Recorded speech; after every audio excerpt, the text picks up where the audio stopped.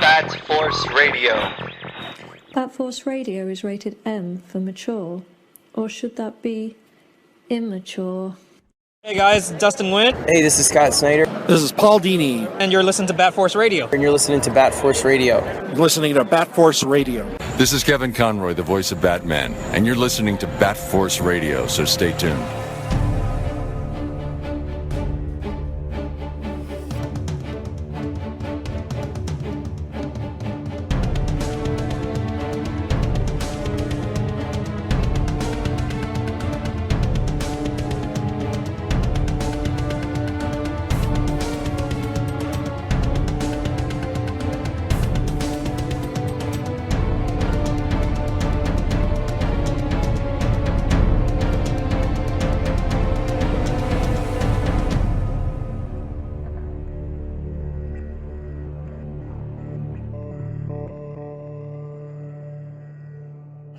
Welcome back to Bat Force Radio, the DC Batman podcast with no limits. What an insane... It's been a while since we all just got together and hung out and talked.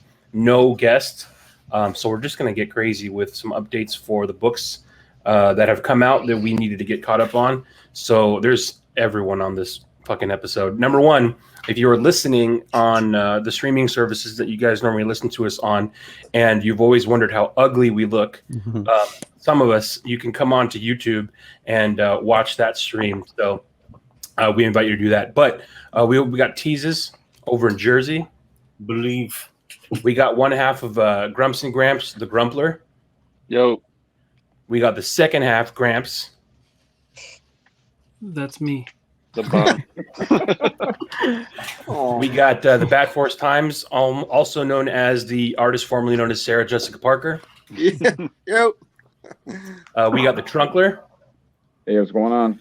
We got Robin D. Cross keeping it busy up in Canada. Aloha. I'm Bat Force Tom, and I almost said I'm from Canada. I'm not, though. You wish. Wish. But yeah, we're talking about, so there's so much to talk about right now. We were just off air talking about comics. I think naturally we can roll on with that, but there's TV news happening. There's movie news happening. There's movie anniversary news. There's changes with DC being now owned by Discovery and all that stuff. So, but we were talking about teases. You were talking about reading the Joker story that has recently spun out of Batman, right? Yep.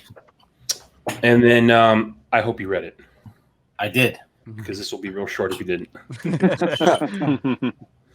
Yeah, I mean, if you want to jump into just a quick synopsis, I think it's really, it's kind of like and Trunks, please jump in at the same time, but Yeah. I felt like it was kind of a mashup of an homage to Year One along with The Killing Joke. It kind of, it starts off with kind of like a lot of underground rings that want to just get rid of the Joker after this whole Joker war. And this one girl approaches the commish, and she wants him to kind of, she knows about his experience with the Joker, and they want to hire him to kind of just take the Joker out. And right before the commissioner is going to finally retire, they want to put him on an opportunity to kind of just kill the Joker and retire with the cool $25 million in his pocket. So he's kind of on the fence about it, and he kind of consults Barbara. And that's kind of where it starts off. And the art's by Guillaume March. And I was really impressed with his art. I feel like his art just keeps on getting better, and that's kind of what helps carry along the Tynion story. So do you have any opinion about it? Or? Yeah, no, definitely. I mean, the art's fantastic. The story, it takes place just after Joker War. And like you said, woman approaches Jim Gordon, and it's kind of it's not. It makes you think about everything, because you see Gordon's throughout all four. I think there's 4 issues so far. Right. Yeah. Struggling with, he's a cop. He's been a cop his whole life. But he's always, Well, busted he's not the corrupt commissioner anymore. Right? No. Yeah, he's fully retired Yeah. at this point. And he's kind of, you see the almost like the internal struggle that Gordon has of does he, should he do the right thing or go after this this evil that basically destroyed his family, almost killed his daughter, tried making him go insane, and it's just like a constant struggle within himself on what is he going to do when he finds the Joker. Yeah, it's really so far it's been really good. It's 4 issues in, definitely recommend it. Oh shit! And yes, Tynion, Reaper. The art is just phenomenal. The detail. I kind of thought that in the beginning that whole play on the Lady Bane or the She Bane was kind of ridiculous, but the more and more I kept reading, I was like, man, this is actually getting really interesting. Oh yeah, for sure. And I don't know if you want to talk about the tie-in with the woman that Cassandra offered Jim Gordon to basically Gordon just he agreed to do almost like a private eye, or she kept on calling it calling him like a bounty hunter, but Brown Eye. Yeah, Brown Eye Butte. So he agreed to at least go find the Joker, and then he didn't guarantee that he will kill him, but he said he will consult Barbara when the time comes. Right, But they have him fly. They have him fly over to Belize, and right after like the first issue, I felt like, man, they really set the tone because this girl Cassandra has ties to the Court of Owls, and she's trying to like get back into the Court of Owls, and there's some kind of family drama where the family has really like not really met the approval of the court, so this is her opportunity to kind of get back into their good graces, and she's using Jim Gordon as a scapegoat to kind of prove her worth back into it. Yeah. So once again, we were talking to Scott Snyder before, but man, that Court of Owls universe could just be so expanded. Like I feel like we could really just get more of it, and it could keep just complementing all of Tynion's writing. Yeah, as long as the Court of Owls don't start playing guitars and throwing up devil horns, we'll be all right. Exactly. Yeah, maybe just a lullaby. That's about it. But yeah, it's really good. I highly recommend it. I can't wait for the next one. It's just there's a lot of good shit going on in there. Tynion is writing that, and he's also doing the main Batman. Who's doing the Robin book? That's Joshua Williamson. That's right. Yeah, because there was a backup. There was a backup story in one of the Batman issues. An issue of Batman and an issue of Detective, and following those 2 weeks, Robin #1 came out. Okay. How's that one? Anybody read that one? Yeah, I read that. It's pretty good, actually. Oh shit! What's up? So I was reading in the Batman story that sets it up. He goes back to Talia to kind of join her again. Why did he? I know he was with the Teen Titans. John left. Now he's Superman. So that kind of leaves Damian. Why does he leave the Teen Titans? Does it say? I have no idea. No, it briefly addressed that, but it was just like a one-off type deal. Okay. Like he was holding them hostage or something. Like they weren't really his friends. I don't know. I haven't read that. This book, I guess, kind of starts off where he has discovered some sort of fighting tournament or whatever on some island that I guess Batman knew about and his mother knew about, but they kept it from him. They kept it secret from him. So of course, being the little shit that he is, he wants to go there and see what it's all about. And yeah, that's basically how the book starts. So I think it's 3 issues in, and there's some other sidekicks on the island, like Ravager. There's Counter Hawk is introduced, I think, in the 2nd issue. Who else? There's a new character called Flatline. So on this in this tournament or whatever it is, the only way you could win is by killing your opponent. But on this island you can't die. So if you die, you're automatically brought back to life. It's I forget the name of the island. Something to do with the Lazarus, whatever. And so he's there. It's just following him, meeting people at this point. He's making acquaintances, let's say, because Damien doesn't make friends, and he's kind of like I guess buddied up with Ravager at this point. So he's trying to learn the secrets of the island and blah blah blah. And man, I forget if it's issue 3 or 4. I forget. Issue 3 I think just came out this week. Okay, so issue 3 introduces an old rogue of Batman and sort of a new condition. So it's been pretty good. Interesting. It's been enjoyable. That and Nightwing has been. Yeah, Nightwing's been great. Nightwing is one of my favorite things going right now. Yeah. And I dropped off Nightwing like a lot of people did when I just wasn't feeling the Rick Grayson stuff and the team of people, playing Nightwing.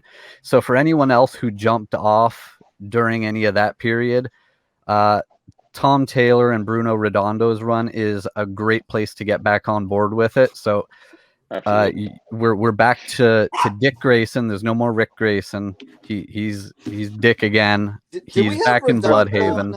We had Redondo on the show, right? Yeah. Bruno was on a couple years ago, though. I love that guy. Sounds like a Spaniard. Oh, it's great. That name sounds like a Spaniard porn star. I love it. So, what Robin was saying, everybody loves Dick. Oh shit! And Dick is back. He's back in the Nightwing costume. He's back in Bloodhaven. So it's him, Barbara, Tim's there, and Nightwing also. We see him in the first issue of the run. Their run started at 78, and right in that first issue, we see Dick adopt a dog. It was like a stray dog on the street that he rescued. So he now has a dog, which is known as Bitewing. So, but what the situation that we're introduced to now in Bloodhaven is Blockbuster. Blockbuster's his name, right? Yeah. Yes, he's back.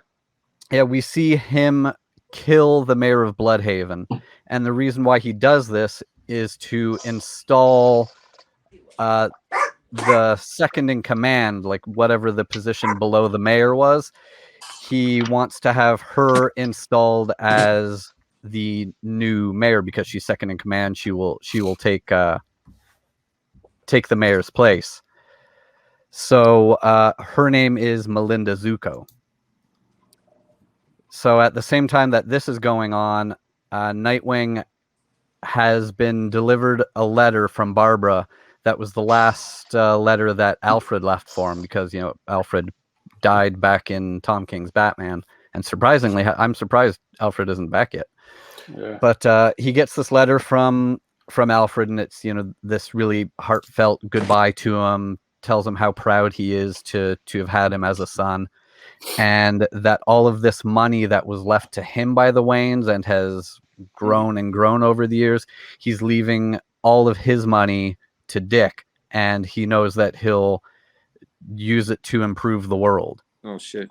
So while he starts looking for ways to improve the world, he starts to learn now what he's going to have to deal with at the same time is not only the situation with Blockbuster having installed Melinda Zuko as the new mayor because she's in his pocket, and there's also a new villain in Bloodhaven who has been killing, I think, predominantly the homeless population. They call him Heartless because he's cutting out people's hearts. Oh, finally. Now, what we found out, I'm not going to give the full spoiler on what happened here, but in the previous issue, Nightwing comes face to face with Melinda Zuko while he's investigating her, and we find out that she is not who we think she is based on her name. Mm-hmm. Yeah. But Nightwing's been great. I'm super happy to to be enjoying it again. And if you jumped off it during the Rick Grayson era, it's a great time to get back on it. Oh shit! Yeah. Colt's been liking as well. He said it's good. Yeah. Yeah, it's a lot. There's they have like been establishing in the Bat books Barbara Gordon as Oracle. Yeah. Yeah. There's some so old she's villains in this book, Electrocutioner, and I forget the other guy's name. Yeah. Like Robin said, Tim Drake. So it's been good. Well, yeah, well, definitely, yeah, because I was one of the people that dropped off when he changed to Rick, and I tried giving it a chance, but I was like, Chunks ain't giving shit a chance these days. Yeah. and Tom Taylor writes not only Dick great, he writes Barbara great, and Tim, and their chemistry together is really well done. Yeah. Oh yeah. And Bruno is fantastic. Like Bruno's he was on prior to this, he was doing Suicide Squad with Tom, and every successive title that we see him on, he keeps getting better and better. Yeah. Tom Taylor's books sell. And, Yeah. Oh yeah. He's a really good writer. I really liked his. I don't know how he pulls it off. He's the only guy I think there is who, without being exclusive, is writing top tier books at both Marvel and DC. Oh, shit. Did Taylor do the Unkillables when?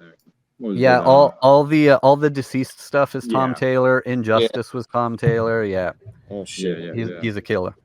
Oh shit. Who's reading the main Batman? Colt dropped it. Just saying. Am I the only one that read it? No, I've read it. I just don't. Yeah, I've been reading it, but I'm behind. I'm not like the story, the art. I'm just not into it. Oh, wrong. You're wrong. I'll tell you why. Okay. No. Well, I think you really have to like that stylized art. I think. Yeah. Yep. Well, I do love Jorge's art. Yeah, so I think for people who don't like that kind of art, it's going to be hard to get around because it's very stylized. And I like the art, but I just doesn't fit like my vision of Batman. Right. Yeah. So. It's a very specific vision. It's very specific art. I like it, but I totally understand why. If you have different artists that you like that aren't like that, it's not your style. Yeah. It's the thing that the thing I liked about it. I'm surprised that I liked it. Yeah. But it seems like Joker War, and we talked about it when we did 3 Jokers. It just happened at the same time. Like the culmination of Joker War happened at the same time that 3 Jokers was ending. Yeah. And there was like a lot of overlap. And I remember people saying at the time it felt like there was Joker's oversaturation. I like 3 Jokers, but I feel like it just kind of. I just wish that they had waited to put one or the other out rather than overlapping the two. So you just do like me. Don't read the current run. Just read the good stuff. Probably would have been the way to go. I really enjoyed 3 Jokers. Just eat the muffin tops is what Gramps is saying. and donate the bottoms. The stumps. But what, the homeless ain't good for after Joker War ended, it seems like that's when Tynion actually got to write the story that he wanted. It kind of felt like Joker War was maybe just like DC telling him what to write, and this is now him writing what he wants because that's a good point, because remember the original plan was he was coming on after Tom King's run at I think 76, and what they were saying at the time was that James was going to write it up to issue 100, and then they were going to start a new number 1 with a new creative team, and that plan went away. Thank God. I'm glad they didn't start over. Yeah.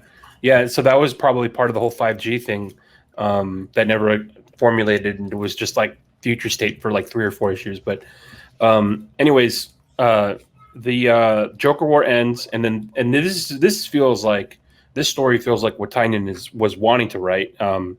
And basically, what's happening is that after the fallout of Joker War, he introduces Punchline as like Joker's new sidekick.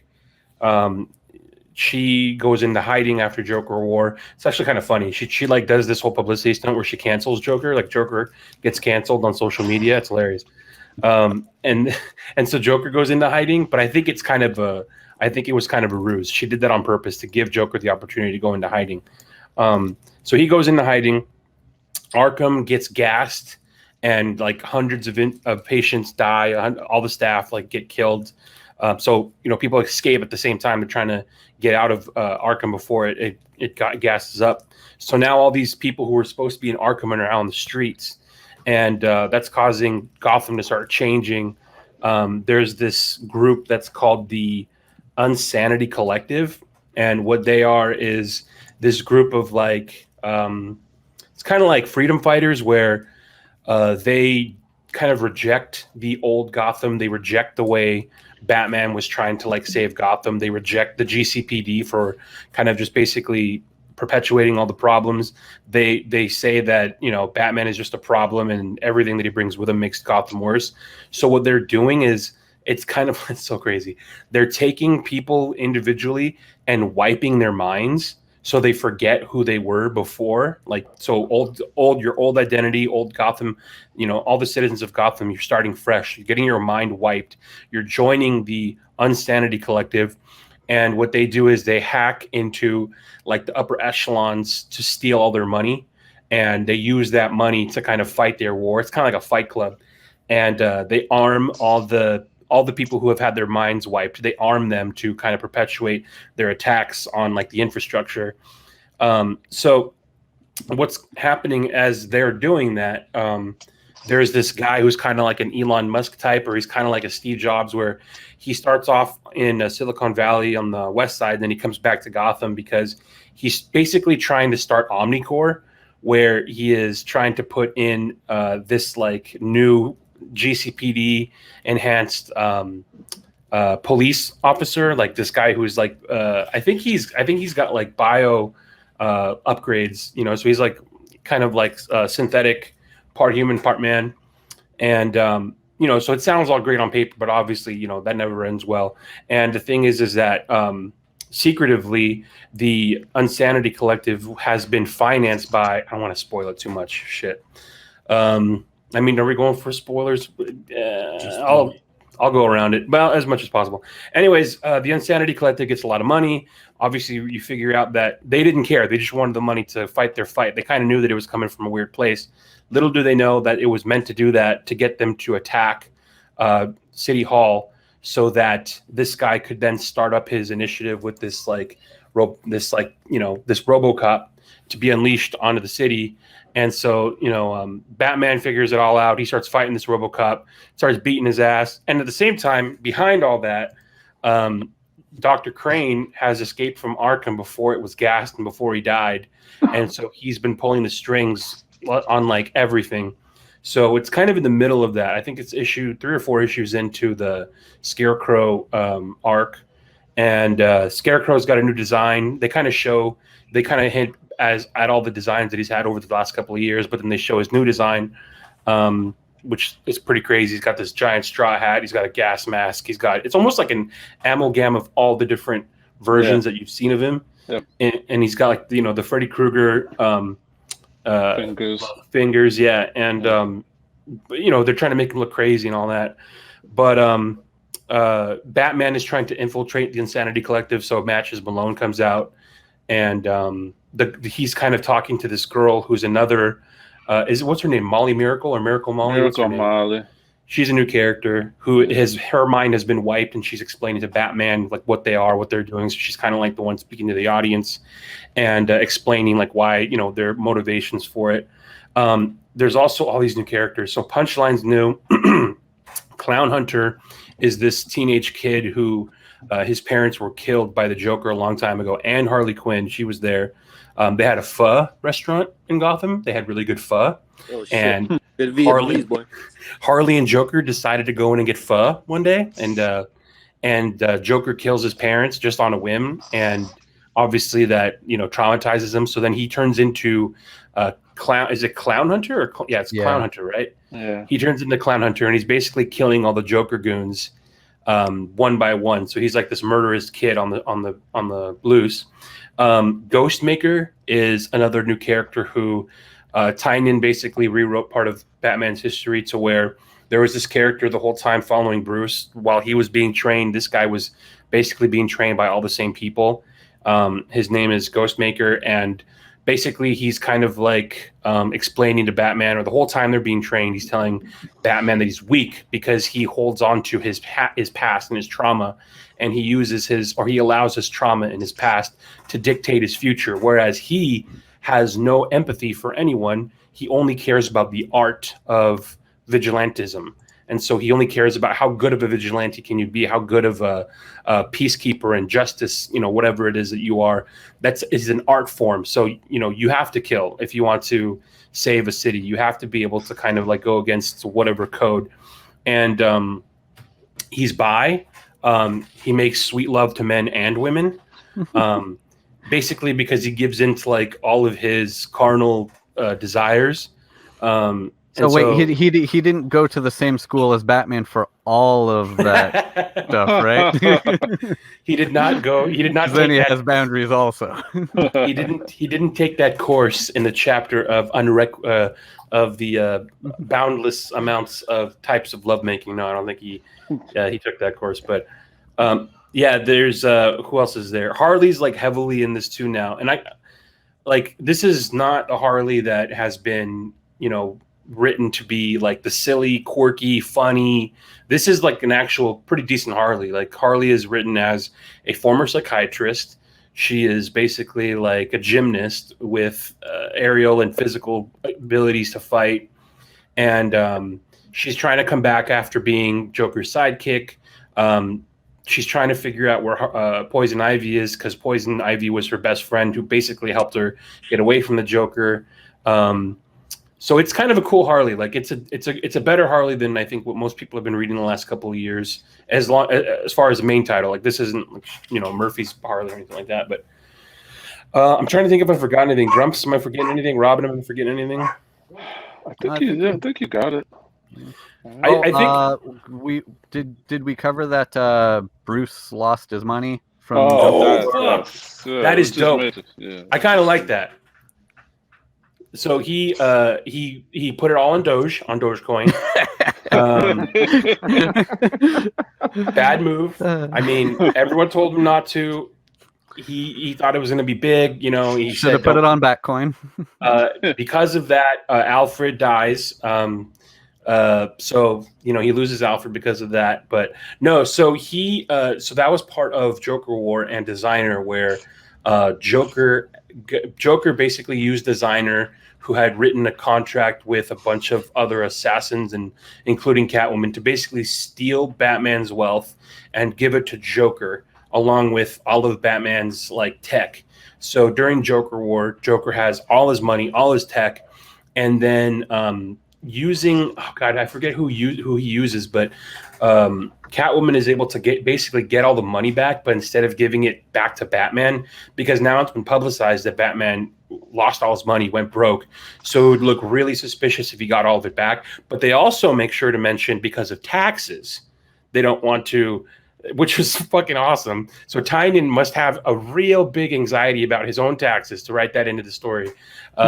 So because of taxes, he doesn't give Batman, Catwoman doesn't give Batman the money back. He gives it to Lucius Fox. So Lucius Fox is now the billionaire that has all the money, all the Wayne fortune.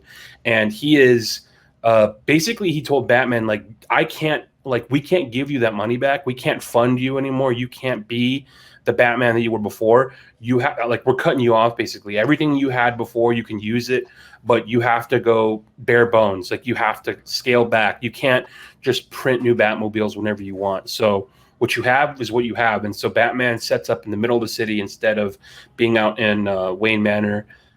He has like mini Bat caves all throughout the city.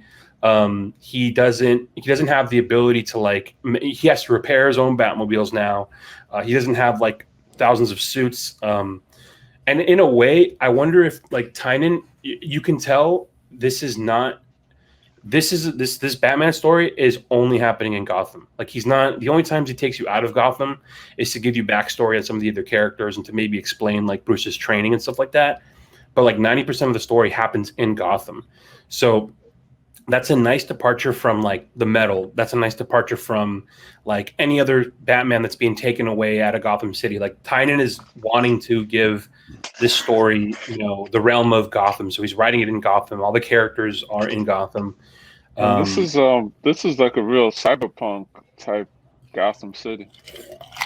It's a good way of putting it. Yeah, like the whole, especially now with this collective, the Unsanity Collective, they've like set up shop underground, and it's like, you know, the Matrix, like where they have this underground city where they're wiping everybody's minds or making them like basically waking them up and giving them new identities so they don't have to be the same people anymore that are living in poverty in the cycle where this, you know, they're either rich or you're poor and there's nothing in between and there's no way to break out of it. So this Insanity Collective is like the future. That's what they want. They want this new future of utopia where, you know, there's no like polar super rich and there's no super poor. Like give everybody the opportunity to be what they want. Don't give them the same, you know, cycle that they've been perpetuating. It seems like it a bit. And, you know, John Dolmain is not going to like this Batman story at all. But yeah, it's, you know, the art, you definitely have to like the art, because if you don't like the art, I mean, it's Jorge Jimenez, and that's what he does. So he does a lot of like motion, like there's a lot of like he really puts an emphasis on like motion and like blurs, like you know, that kind of thing. So if you don't like that, you know, you're not gonna appreciate the art. But if you can get around that, and if you like stylized art, if you like a very stylized version of Batman, you know, the art, that's what the art is. I like the fact that it's in Gotham. Like, holy fuck, when was the last time that we actually had multiple arcs that are just sticking to Gotham City, you know? So it's nice to have that. But that's what's going on. It's like he's rebuilding, you know, the I don't know, like the political foundation of Gotham, you know, rebuilding. Yeah. You know, it's always hard for people to kind of take new characters, but I got to give Tynion credit that he is like not throwing these characters away. He's not like, and he's not starting this character and then just completely throwing him out and you never see him again. Like Clown Hunter is there, Ghostmaker is there. You know, those two characters specifically, they've been through almost, you know, since Joker War, they've been in every issue. And these Ghostmaker is getting backup like origin stories now in these books. So it looks like that guy's going to be here. And we didn't touch too much on that, but Ghostmaker is not a sidekick, but he's almost like another member of the Bat family now. Like he's got his own cave, he's got his own like car, he's got his own suits. He's trying to hook up with Harley, but then they get interrupted. They got interrupted by Poison Ivy's Poison Ivy's friend or girlfriend. Yeah, the old girlfriend from college. Yeah, the old girlfriend from college trick. Yeah, I wasn't sure if maybe Dick walked in and interrupted the Dick Grayson. It's never good when Dick gets in the way. Well, Ghostmaker wouldn't mind. Right, yeah, that's true. And James is super busy right now. Besides doing that stuff, he's got a handful of other books going. Like Wind has been going for a couple years. He has Something's Killing the Children that's been going crazy. Department of Truth is big as well, and he just started Nice House on the Lake on Black Label. That's fucking crazy. Dude is he's writing like 6 books. Yeah, and he's the main Batman writer. That's nuts. Yeah, I think just adding to what you were just saying before, I think combined with that story with the Joker story, I wanted to add before that, you know, the Joker book starts off with Arkham getting gassed and killing 500 patients. So the beauty of that is, you know, your mainstream is the main story, but on the side, you have a really close introspective of what's going on with the Joker, because he's being blamed for that, and that's the reason why everyone wants to kill him. But he's telling Gordon that it was never him. So now you have a whole other elbow of that story, along with Gordon trying to kill the Joker. So Tynion's really planting a lot of seeds, and I feel like he's really trying to build for the next year or two, like Tom was saying, with all these new rogues and all just this whole backstory, and also kind of moving forward with the Joker War and what that comparison with the 3 Jokers, but it's still that homage to that classic story that of exploring Commissioner Gordon. So he's doing a lot of really interesting things that you have to kind of read both at the same time. Yeah, it's I mean, you know, if you like Tynion's, if you liked his what was he writing before? Tynion was writing Detective a while ago, right? Yeah, for the start of Rebirth. Yeah, if you liked him on Detective Comics, because he was building the team, he was building it in Gotham. There were some like trippy elements where, you know, it was like he was tapping into like the multiverse, and you know, Jor-El was coming in and out, Zod was coming in and out, but for the most part, like, you know, the staple was inside of Gotham. But if you liked that stuff, if you liked the way he was writing Detective, he's kind of doing that now with different characters, but in Batman.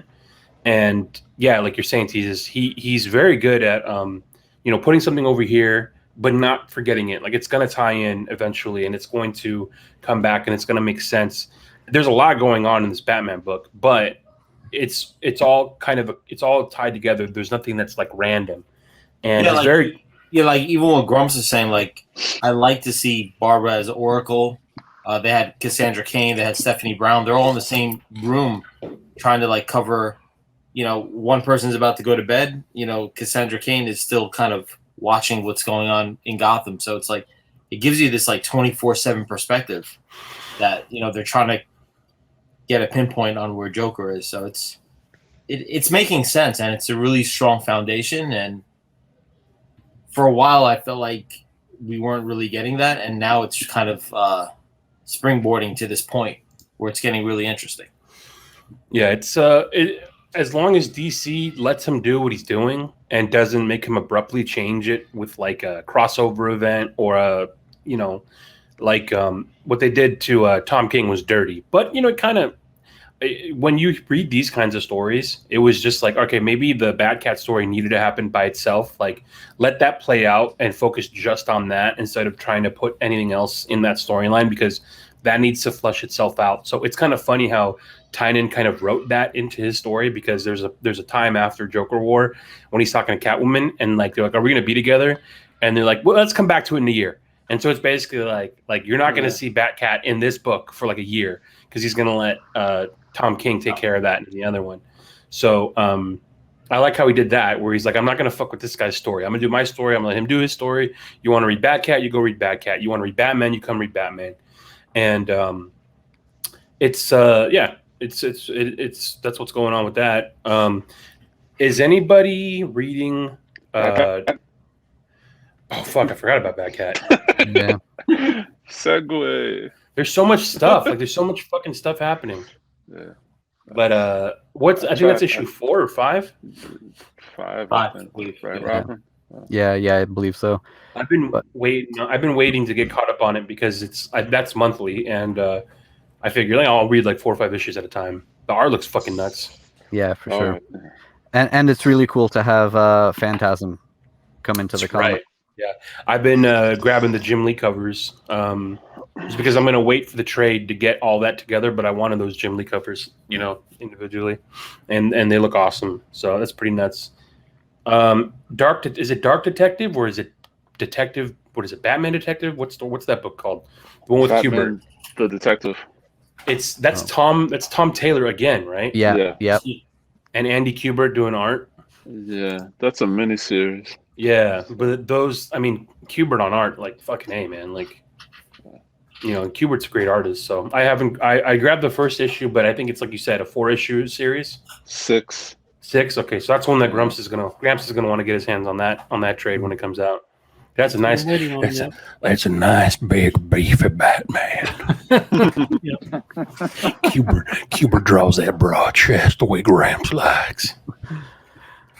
So, what else is out there? Legends of the Dark Knight just started up again. Yeah, it's an anthology book, which is, I like that, because one shots, you don't have to invest the whole fucking line. You can pick it up here and there. Art looks pretty sick. Did Faybuck do the #1? Is it a variant, or do you get the main cover on that?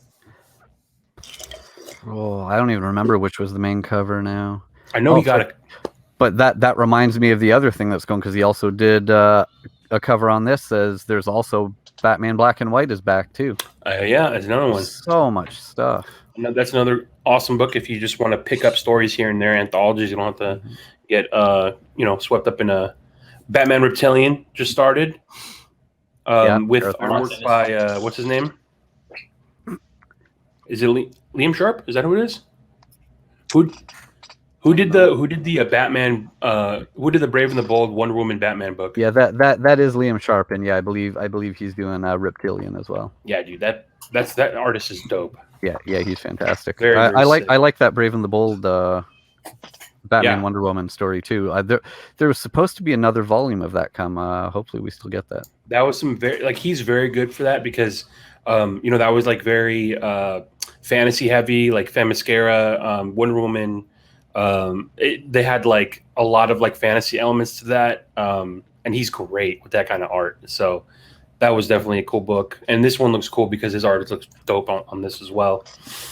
I think have we gone over most of the books? We fucking Joker has another book. What? Yeah, the Joker presents a puzzle box. Yeah. What is that? Matthew Rosenberg and Jesus Marino. Jesus Christ. There's also the next Batman, the one that's being written by John Ridley, the screenwriter from 12 Years a Slave. Yeah, that's crazy. Man. So there was a rumor. Has a book as well. That book was sick. That one just ended. Was it like a 7-issue, I think, 8-issue? Those fucking covers were so sick on that Man Bat book. I got all those books. I got to read them, but those fucking. I wasn't gonna collect that series, but I started seeing the covers. I'm like, I got the fucking covers. Are so sick. There's so much shit. It's crazy. Fabok. Listen to me. What's the other guy that we love? Doing the detective variants. Lee Bermejo. Bermejo. Lee Bermejo. Dude, the Lee Bermejo detective cover variants. You're fucking owning that shit, man. It's nuts. You don't even have to read those. I don't. Yeah, I just buy them. There's got to be a book with those covers one day, right? Yeah, just has to. Well, it's funny. He mentioned that in a post, didn't he?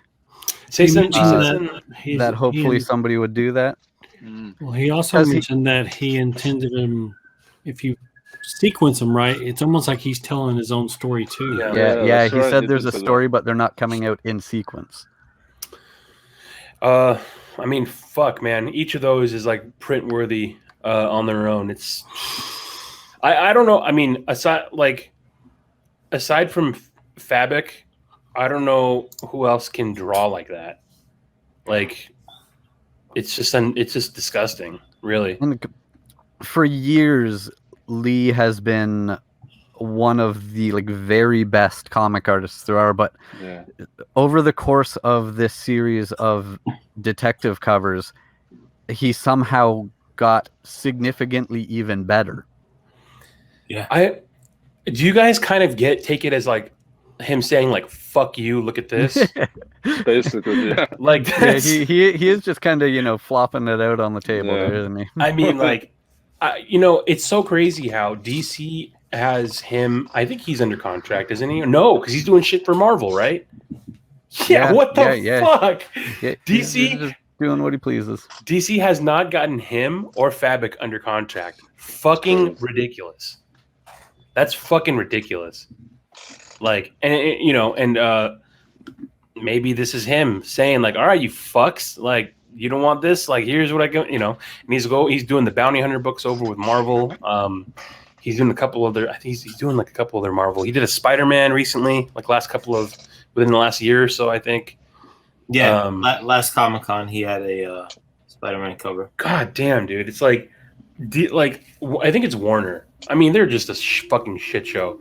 And as far as like someone at Warner Brothers needs to like tell DC like, okay, like look at the stuff that these artists. We want these artists not just to be DC artists. Like we want because there's guys that do Marvel, but they're fucking Disney artists that they'll put on Marvel stuff. Like Warner should have artists that they have as their fucking like in-house artists that they put onto not just the comic stuff, but they bring them up to do like fucking Fabok and Bermejo should be the guys that are doing all the merchandise, all the artwork for all the fucking movies, all the teaser shit. Like that. How is that not them? It's crazy. Yeah, I feel like they keep those two avenues way too separate. Like you were saying, I think the best you'll see is when they were leaking for the Batman movie, they had Jim Lee. Actually, for that Pattinson movie, Jim Lee did the style guide. Patterson. Pattinson. What's his name? Twilight Patterson? I can't. Yeah. What is that? Skinny neck Robert? I don't remember. Yeah, but I mean, for example, they had Jim Lee do the style guide for that, from what I saw. So it's like that makes sense. I mean, I guess it was cool, but like you said, there's so many other artists that could really take it to the next level. Like, what if I don't know? Maybe Bermejo is too stylized, like to take that role. But I think the thing for Lee is his colors as well. Like that just.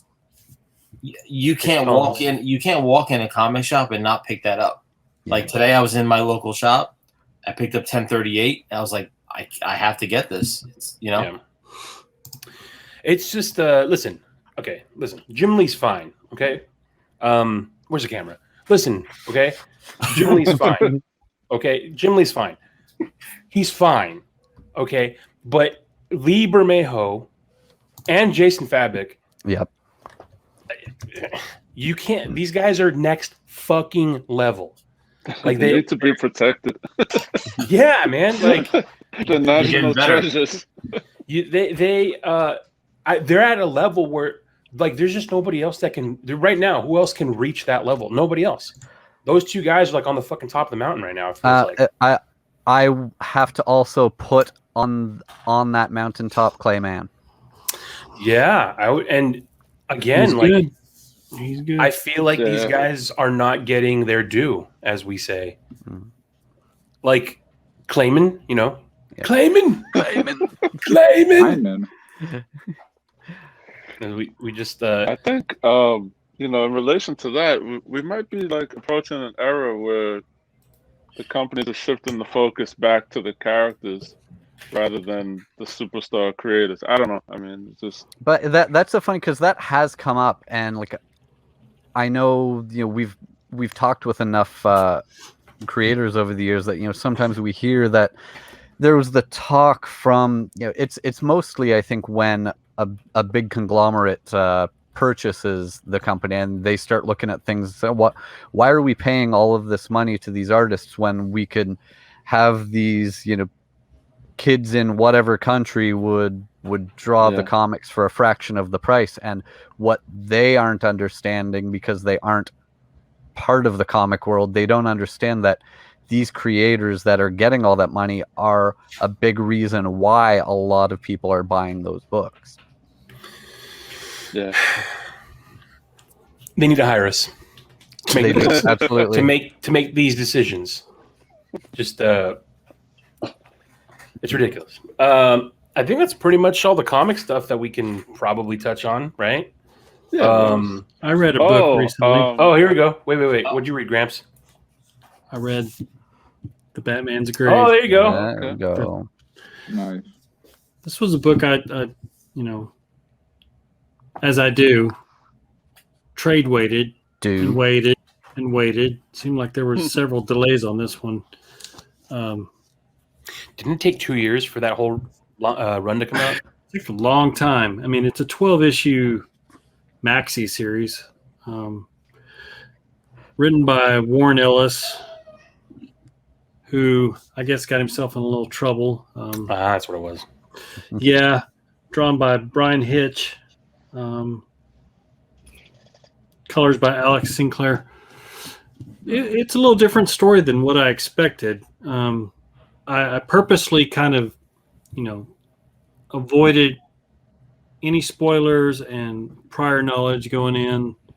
And it's its own standalone story. I mean, it's not tied to any canon or anything like that, which those are sometimes the best stories because it lets the writer just really, create something new. It's weird because have you guys read any? No, I haven't. It's interesting because it kind of sits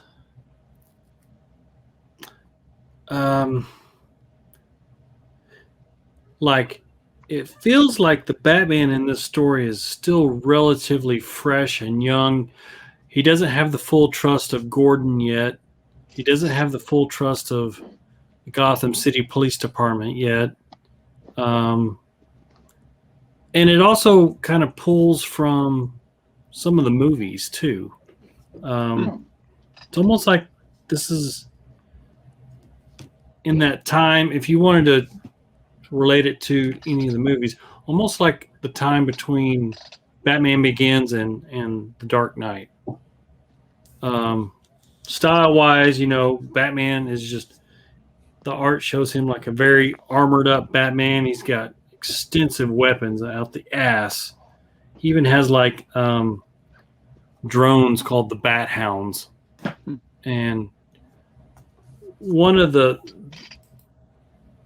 things that I really enjoyed in this story was the dialogue between him and Alfred. Alfred is like just on his ass the entire book. Almost not in a way of like how he's normally portrayed as, kind of being the, conscience of Batman. In this book, he's almost like the grizzled veteran that has an war veteran that has like an understudy in a way. And also, one thing I liked in this book is that, it is a detective story.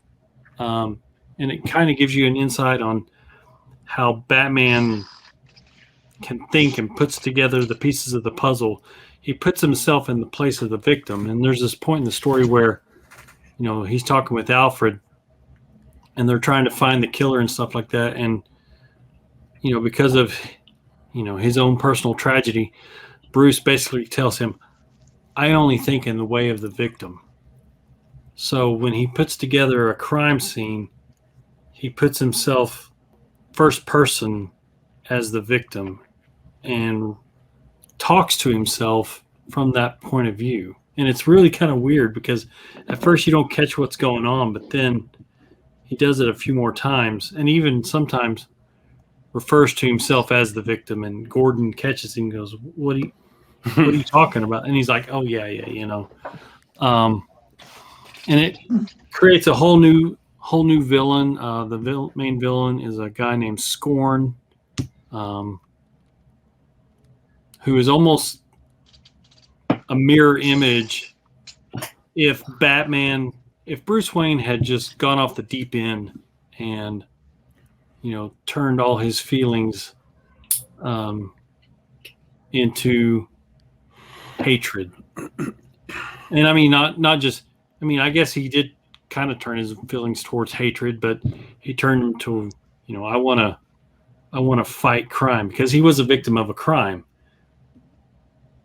Being that Scorn is like a mirror image, I don't want to give away or spoil too much, but he takes his personal tragedy and reflects it back onto law and order and,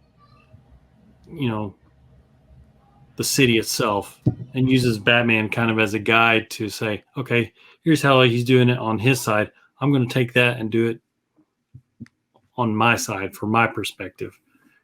Pretty interesting. Overall, I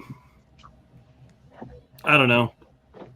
I'd probably give it about a 6 out of 10 macaroni and cheeses. Okay. Sometimes the art's really good. Sometimes the art is a little miss. Sometimes I got confused with the plot, and because there's so much going on at once and so many names coming out, and I had to find it's a little complicated when I have to go back several issues and find out, okay, who's this person? Oh, that's who he's talking about. Okay. So some of the plot is a little, it's out there, but I don't know. It's worth a read. I remember when the the issues are coming out, a lot of those covers are pretty sweet. I do remember that. Yeah, the variants are really good. Well, it sounds like it's like you said, it's a different take. It's not the like sometimes I get the feeling that the Bat books are just action and ass kicking and kind of like a wow factor instead of kind of taking it back to his roots of being a detective. Well, one thing that I noticed in this book is that the writer Warren Ellis, you get a sense for this is his Batman, and his Batman, he's very human. I mean, this dude gets his ass kicked the entire story. I mean, it's literally like reading a Rocky book. I mean, this guy, every fight, he's getting his ass kicked, and it's wearing him down throughout the whole book. He's not just the guy that he's the alpha, and he can just take on an army of people and beat them all up with no scratches. No, I mean, he, the book alludes to, it's called The Batman's Grave, meaning that, and there's a point where Alfred's like, how long are you going to keep doing this? Because you keep doing this, you're going to be there beside your parents. But yeah, I mean, I enjoyed that aspect of it because I always like a tragic character story. And that, to me, Batman is a very tragic character. Yes, he's going to, succeed and win and save the day, but at the same time, what's he lose? What's the cost? Because being Batman does come with a price and a cost. And this very much shows what that cost is. Mm. Yeah. All right. And Warren Ellis has been known to be a monster writer too, so. Yeah, he's also known to be a monster. More recently. Yeah. So I wanted to look up this tweet that we got. Ryan Dole. This was from 2 weeks ago after the news that the Harley Quinn television, the HBO Max Harley Quinn series, I don't know how it leaked, but you could Google this. It was trending news for like 3 days. The writers wanted to write in a love scene where Batman goes down on Catwoman, and somehow that leaked, and Warner Brothers came out with a statement, or at least to the writers, saying that heroes don't behave that way. And so the internet went fucking crazy that day and the next couple of days. And Ryan Dole tweeted us, the Bat Force, if there's not an entire episode on today's news, then what's the point? He wanted an entire episode of our commentary on that subject matter. And I responded to him by saying we were going to do an episode, but the execs said that we weren't allowed to. So. Hey, we're Bat Force, no limits. Yeah, that's true. But dude, it's so funny how, what a funny way to it's not your artists, it's not your storylines, it's this story about it's the story about this Harley Quinn show and this one little detail that makes your shit go trending for 3 days straight. And then I'm sure everyone has seen, or if you haven't, go on to Zack Snyder's Twitter feed and go back a couple of days. And he tweeted out a nice picture of Batman and Catwoman on the rooftop, and he tweeted it saying "canon." Who the fuck? What artist is that? That looks super familiar. Is that just some random dude that probably did that? Like, I bet he drew it. He probably. Well, the best part of that piece is it keeps getting reposted by people, and it keeps having more and more characters added to it. I know. Yeah. Oh, I haven't seen those. Yeah, like there's one like by the last one I saw. There's Danny DeVito Penguin behind Batman, and then added behind him is Joaquin Phoenix Joker, and then Jim Carrey Riddler off to the side. It just keeps going. I didn't see that one. That's great. Speaking of, well, before we move on, is anybody watching that Harley series? No. I saw some of the early stuff, but not since then. Yeah. From my understanding, it's very popular. Yeah. Yes. Very, very popular series. Very adult. Very funny. I've heard people say it's like one of the funniest things and one of the best things that they got going. So good to that. Good for them. Good for them for putting so much spotlight on that show for at least like a couple of days. Like it was one of the most talked about. Everyone on the fucking internet, dude. It got on it got on all the late night shows. I mean, it made fucking mainstream news for days. So people were talking about it like crazy. So that was funny. All the comic book writers were weighing in on it. It was funny shit. So very, very funny. Sorry that we couldn't do an entire fucking episode on it. Speaking of Jim Carrey Riddler, Batman Forever anniversary was this past week. Dude, Batman Forever anniversary, Batman Returns anniversary, Batman 89 anniversary. Today, yeah. So the first 3 live action Batman films just all had an anniversary within the same week or so. So that's kind of crazy to think about how long ago those movies came out and just like fucking nostalgia overload. And now the Batman 89 comic is about to start. Yeah, that speaks to their marketing too, like the way that they anniversaried it. They know, man, summertime starting, bam, drop that Batman movie, in late June every time. Were you Grumps and Robin overlapped a bit? What were you guys saying? I think you said the same thing. Yeah, I was saying the Batman 89 comic starts real soon too. Oh, yeah, right. yeah. Tom, are you gonna read it, Tom? Is the Pope weird? Yes. Does the Pope know a lot of guys that touch boys? So too many. So is it supposed to be like a continuation in the Burton verse, or is it just what? Yeah. I think it's between 89 and Returns. The original pitch sounded like that. Like he's got, I think what he's doing is it's not sticking specifically to Batman Returns. He's using like the original Batman Returns pitch that was kind of rewritten, which had Billy D as Two-Face, Marlon Wayans. Yeah, he's got Marlon Wayans as Robin. So I think I don't think he's like discounting Batman Returns so much as he's using like the first draft of whatever script that was as the inspiration. So it's like between 89 and like the very early spots of the very early drafts of Batman Returns. Like he's got instead of Joker, it's like Party Man. It looks like Prince, the Prince music video for Batman 89. It's Party Man. So it looks like there's like a Joker inspired gang led by a dude who looks like Party Man, like Prince.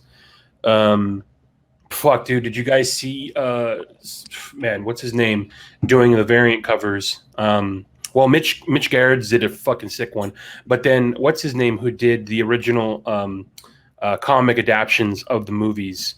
How am I forgetting his fucking name now? And let me Google it real quick. But he's doing Jerry Ordway. Ordway is doing variants, and holy shit, dude! Like he did the movie adaptation comics. So it just looks it's. I mean, even if the story isn't, who's writing it? The original script writer, Sam Hamm. Fucking A, dude. Yeah. Sam Hamm, the original script writer, is fucking writing it. Like, it can't be terrible. Even if it is terrible, you're gonna get the art, which looks fucking sick. I was gonna say, can you imagine if they ever did like an animated series version of that? Yeah, we would fucking die. Like, like Spawn level shit.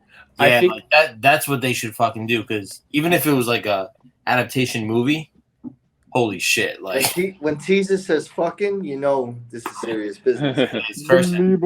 I think what's his name? Yeah, Joe Quinones is doing the art, and it's his original pitch. He did it with a different writer at first, and then I don't know what happened to that writer, but he pitched it with somebody else, and now he's doing it with Sam Hamm.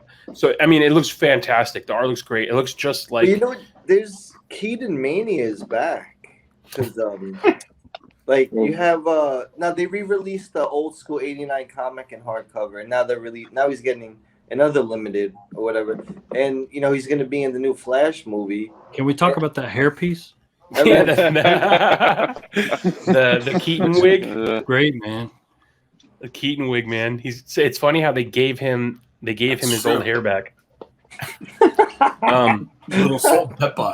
So have you guys heard the rumors about what's going on? And this is, by the way, if people who are listening to this were following some of our stories recently, I think, actually, it was a couple of weeks or months ago where somebody was attacking. I can't remember if it was the main Bat Force page, but they were definitely attacking Grumps and they were attacking me.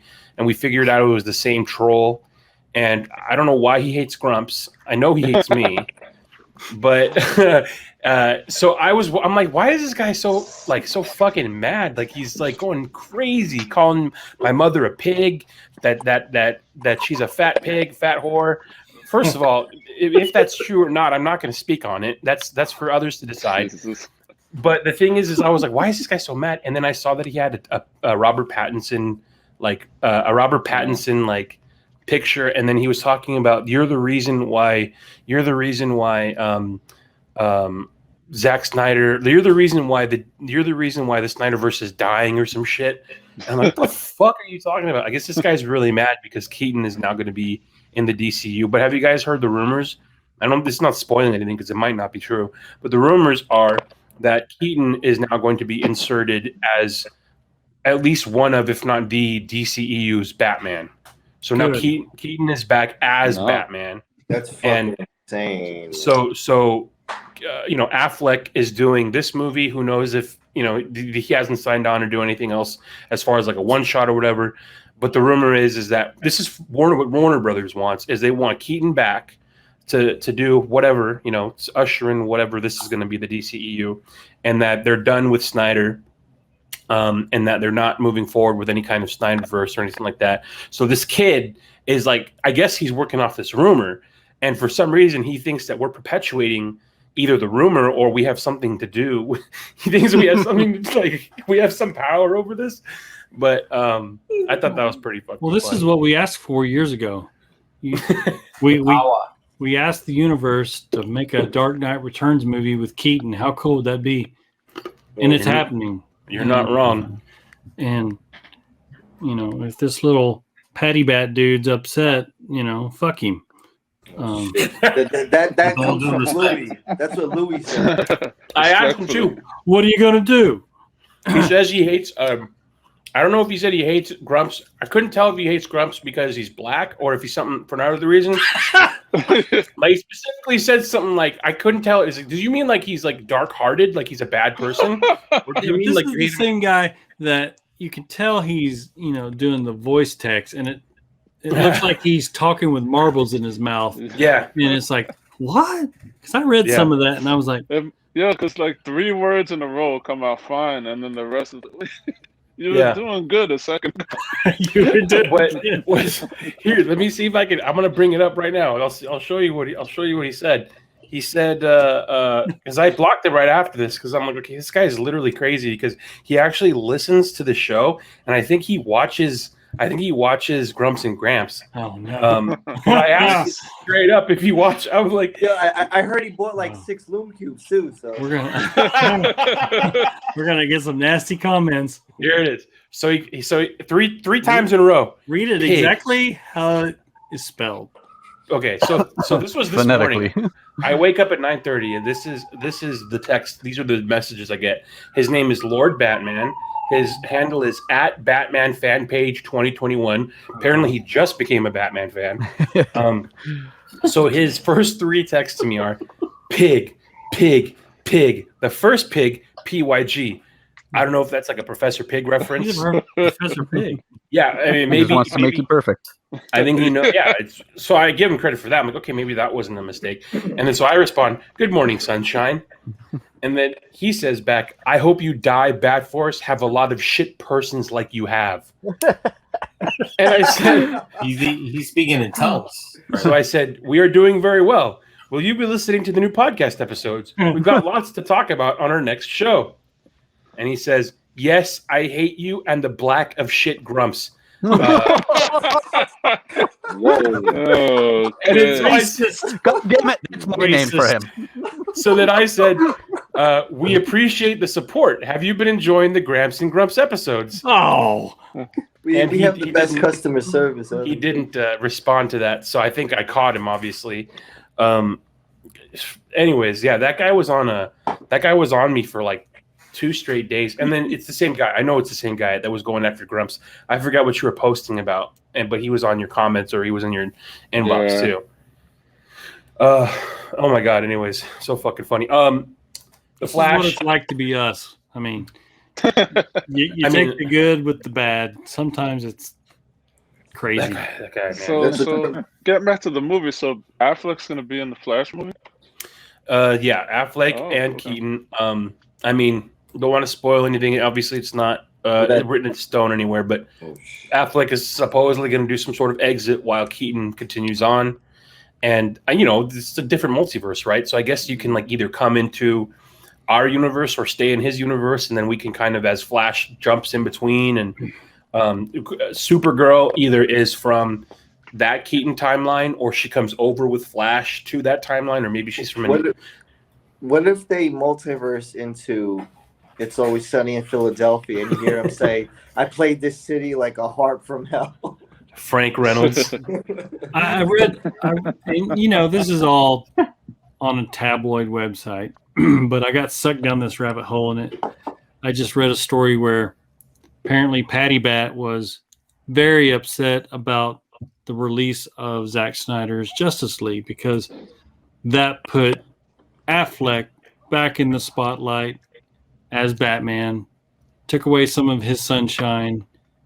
And then now that they're continuing with Keaton back in the role too, that's really kind of, stepping on his panties. So I could see if you're if you're an actor who signs up to do a role, especially Batman, like you're signing on to be Batman, you're like, okay, I'm Batman now. Like I'm fucking Batman, right? Like that's why you signed up for the role. I could see why let's put it in perspective. James Bond. Let's say you signed up to do James Bond, and then they bring back, the best one or the two best, Dalton. Right? Dalton or somebody in just kind of a spin-off of James Bond, and you're like, well, wait a second, I'm James Bond. What WB puts out Zack Snyder's James Bond. So I'm glad you say that, Gramps, because that makes me believe that you do respect that that's what was done to Jared Leto, and you don't appreciate that. So I'm glad that you're speaking up on this. I don't respect anything that guy does. We do have to consider the number of crazy rumors that there are about Pattinson. I don't know if you guys saw this one or not, but there was a most likely bullshit report going around that Matt Reeves had caught Robert Pattinson and Zoe Kravitz having sex on the Batmobile, and that she is now pregnant. Yeah, dude. Jesus. And then, that story said that Matt Reeves has said that he will no longer work with Pattinson. Yeah. So then that's why they're gonna fire him, and that's why Affleck's coming back, baby. So I think that's great news. Oh man. Yeah, how about maybe that's where the whole thing started of what Batman does and doesn't do. Yeah, it's canon, according to Zach. You know why I'm really excited about that news? Because that gives our friend Richard Citrone more work. He can't do work for Patty Bat. He's too big. Yeah. So they bring Affleck back, and our friend Richard works more as Batman, who is What do you guys think of the new Batman animated series coming out on HBO Max? Who is producing that? That is Bruce Timm, right? Yeah, Bruce Timm's a part of it, and it wasn't just him though. Who else was in there? Oh, it's Matt Reeves and J.J. Abrams. Yeah, J.J. Abrams. Yeah. So that's. Yeah, so if Bruce Timm is attached, Batman's gonna fuck. Lately, yeah. He's gonna bang Cassandra Cain on the rooftop. I'm hoping that Reeves and Abrams, kind of rein him in a little bit. He's had that recent run of. I think Bruce Timm needs to stick to animation and not storylines, to be honest. I wonder how much he's producing, so he must have a lot of say in story, doesn't he? I'm sure. Didn't our friend was in charge of a lot of the storyboards? I'm bad with names. Kevin Altieri. Yeah. Directing, I think. That's our boy, man. That guy. You can catch him on a most recent episode of Bad Horse Radio. Yeah. I mean, fucking A, man. Bruce Timm come in. Go ahead, Trunks. No. I was gonna say, speaking of animated, didn't the Long Halloween Part 1 just come out? Yeah. Was it yesterday or today? I think it was today. Wait, did that shit drop today? Digital. Or no, physical too. Oh, yes. I saw on IG someone bought the steelbook of it. Yep. Bro. I've only talked to 2 people, and they said they both enjoyed it. One of them is very harsh as far as what they like animated wise, and they enjoyed it. So I thought they were gonna hate it, but you know. Yo, I gotta watch that. Our friend Dustin Massey, the artist, he sent me a message and he said, "I watched Part 1. Fire. Okay. Yeah. Blue. Okay. Are you sure it wasn't because you ate too many tacos? Nah, that's a spew with it. Nah, that shit sounds crazy, man. Yo, I'm like, how is it? Who sells the steelbook? Who's it exclusive to? Probably Target or Best Buy. I was just at Target today. I didn't see it. If it's a steelbook, it's probably. I'll check right now. It's probably Best Buy. Yeah, you want to get on those steelbooks early because them shits. I think that's just gonna sell out, man. I guarantee it. Yeah, for sure. Well, how long before they do Part 2? When's that come out? I think July. Really? We posted it. Let me go check our post. July's in less than a week, isn't it? Yeah, and they did it all together. See, that's how they get you. They want you to buy it twice. So they broke it up into 2 parts. Just buy it 3 times because then they're going to put out the whole thing as one. August 10th. Oh, holy shit! That's actually I like the fact that you don't have to wait too long. That's kind of nice. I just checked online. The Long Halloween Steelbook is a Best Buy exclusive. Yeah. I'm gonna order it now, it'll be available like July 1st. So. Whoa, this is a live on the air pre-order. How much is it? How much This is is big. it, Jesus? What's up? How much is it, Jesus? $24.99. That's not bad for a steelbook. Yeah. So you sound like that comes with the digi copy. If you want it by Friday, all you have to do is just pay $16.25. You speak with the confidence of a newly employed man, so something like that, yeah, for sure. Just be careful. I have a vague memory of the last time you got all juiced up while we were talking and made a pre-order for something. I think you had a little issue there. Was that a prime? Was that a prime one? Yeah. That was Dunk was guilty of that as well. That was like 2018. Oh man, Dunk. And that's where we quoted the phrase "I'm going in." Man down. I'm going in. You take a bullet and then you're like, oh fuck that! I'm gonna take Dunk down with me. Yeah, that's like pre-initiation shit. 2018. Yeah. I want to say that was very close to when he was when he was jumped in. That's probably like a good 2 years before me and him. Was that 2018 after San Diego Comic-Con? Holy shit, man! Okay, it took you guys a while to earn your stripes. Yeah, that statue was like promoted for almost 2 years. We were probably waiting till you guys got halfway through your payments before we. Oh, man. Yeah, so live purchase Best Buy Steelbook. That's damn. it. Done. Bro, damn man, I'm at hype now for that. That's crazy. A Long Halloween animated movie. That's crazy, man. July 1st, so it's on a little delay, but I just wish that they had done it in Tim Sale style. I know. Yeah, everyone's saying that. How could you though? I mean, get Tim Sale to draw it. Yeah, I was gonna say, like, I don't think anyone else can. You give him a pencil. It's like liquid television back in the day, and to be like that gritty animation, it was like elongated and just weird. Like kind of like what was that one? Aeon Flux or Eon Flux? Yeah, Eon Flux. Yeah, you know the Max was on there, like shit like that. Mm-hmm. Yeah, I think maybe it's because they're trying to rope in like new viewers, or I don't know, like they. Well, they know that his style's not for everybody, right? DC, You know? DC animation is 100%. It's really cookie cut. Like it's just the same turkey sandwich. But I mean, I think it looks good though in general though. Like from the trailer, I thought it looked pretty good. But what are you gonna do? I've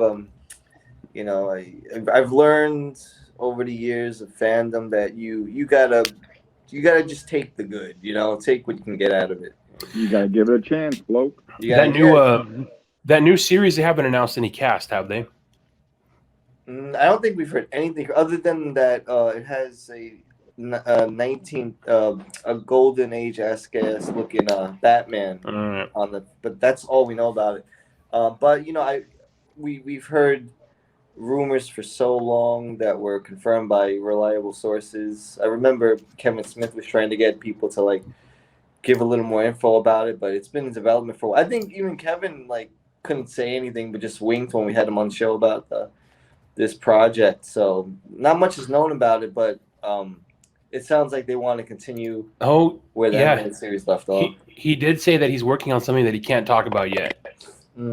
So yeah. You see, I've been rewatching the animated series again because I have HBO Max now, and I've been gridding it in order, and I'm like, damn, they were just for the main series, it was 72 episodes. That's a lot of material.